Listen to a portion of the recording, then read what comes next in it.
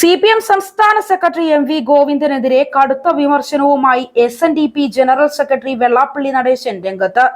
വള്ളം മുങ്ങാൻ നേരം കിളവിയെ വെള്ളത്തിലിടുന്നത് പോലെ SNDPയെ വെള്ളത്തിലിടാൻ നോക്കണ്ട.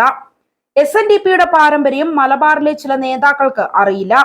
ഗോവിന്ദൻ മാഷ് ആര് പറഞ്ഞാലും തിരുത്തില്ല. അറിയാത്ത പിള്ള ചൊറിയുമ്പോൾ അറിയുമെന്നും വെള്ളാപ്പള്ളി വിമർശിച്ചു. CPM വിമർശനങ്ങളോട് ഇനി SNDP യോഗ നേതൃത്വം പ്രതികരിക്കും.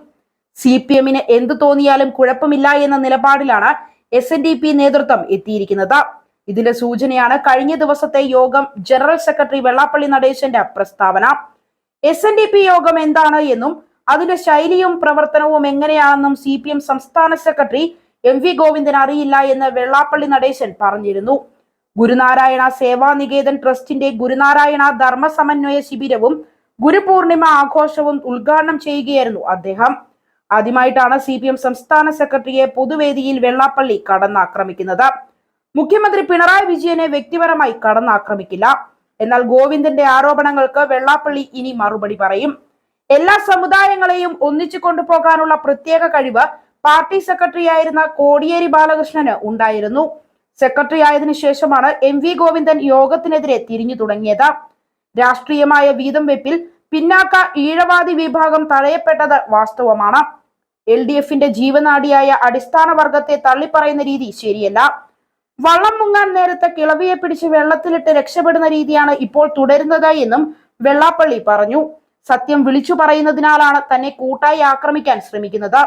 യോഗത്തെ തകർക്കാൻ ശ്രമിക്കുന്ന കാപാലികരെ തിരിച്ചറിയാനും ഇവർക്കെതിരെ ഒന്നിച്ചു പ്രവർത്തിക്കാനും സമുദായാംഗങ്ങൾ തയ്യാറാകണമെന്നും വെള്ളാപ്പള്ളി വിശദീകരിച്ചു.